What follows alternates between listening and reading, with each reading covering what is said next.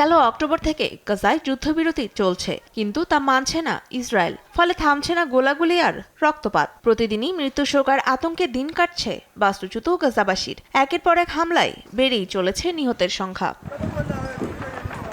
বৃহস্পতিবার শহরের জেইতুন এলাকায় ও দক্ষিণ গাজার আল মাওয়াসি এলাকায় বাস্তুচ্যুতদের লক্ষ্য করে হামলা চালায় ইসরায়েল। এতে নারী ও শিশুসহ নিহত হয়েছেন 10-এরও অধিক মানুষ, আহত আরও অনেকে। এদিকে মধ্য গাজার বুরেইস ও নুসাইরাত এলাকাতেও ইসরায়েলি বিমান হামলায় পরিস্থিতি আরও খারাপ হয়ে উঠেছে।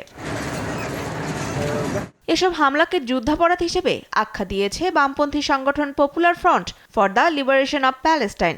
সেই সঙ্গে বাস্তুচ্যুত মানুষের ওপর হামলা চালিয়ে গাজাকে বসবাসের অযোগ্য করে তোলাই ইসরায়েলের লক্ষ্য বলেও অভিযোগ করেন তারা।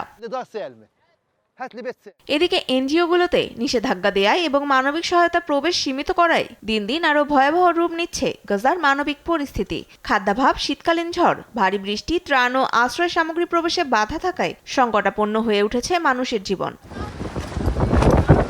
ডক্টরস উইদাউট বর্ডার্সের তথ্য মতে গাজার মানুষের মধ্যে শ্বাসতন্ত্রের সংক্রমণ, ক্ষতজনিত জটিলতা ও চর্মরোগ দিন দিন প্রকট আকার ধারণ করছে। দ্রুত ব্যবস্থা না নিলে পরিণতি আরও খারাপ হবে বলে আশঙ্কা বিশেষজ্ঞদের। গাজা কর্তৃপক্ষের তথ্য মতে যুদ্ধবিরতির পর থেকে এ পর্যন্ত ইসরায়েলি হামলায় নিহত হয়েছেন কমপক্ষে 425 জন ফিলিস্তিনি এবং আহত আরও 1,500 মানুষ। তনিমা ইসলাম, নিউজ ডেস্ক, দেশ টিভি।